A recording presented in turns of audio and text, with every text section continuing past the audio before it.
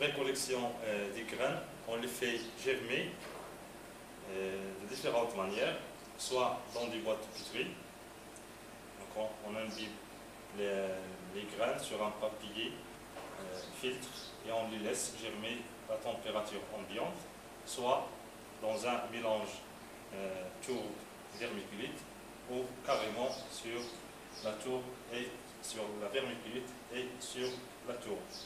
Après germination, après que les graines sortent leurs radicules, à peu près entre 5 mm et 1 cm, on extrait à ce moment-là le matériel végétal sur lequel on veut travailler.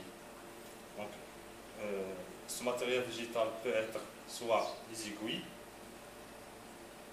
des aiguilles des pendeurs, sinon le mégagamétophyte.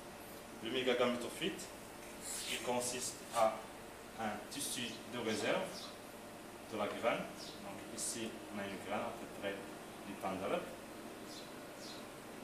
Ici, c'est l'enveloppe.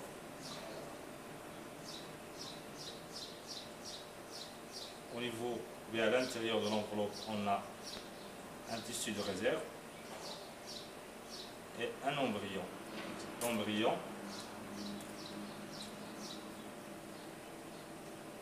il provient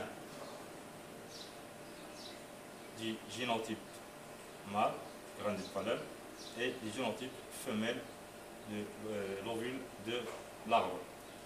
Le mégagamétophyte, c'est le tissu de réserve qui entoure l'embryon et qui provient uniquement de l'arbre mère. Donc, on peut utiliser ce mégagamétophyte pour étudier la diversité génétique au niveau d'une forêt, puisqu'il provient uniquement des arbres mères.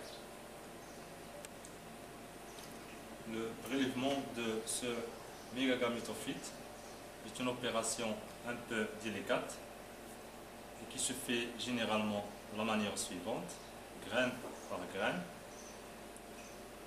On enlève dans un premier temps l'enveloppe externe.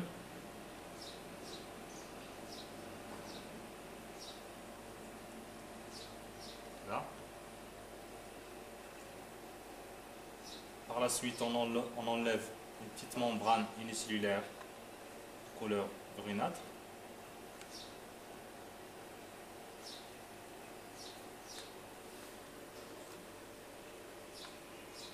Là.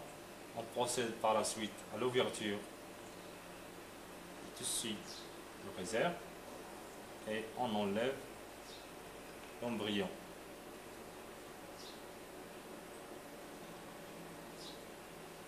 Ce qui reste, c'est le mégagamétophyte.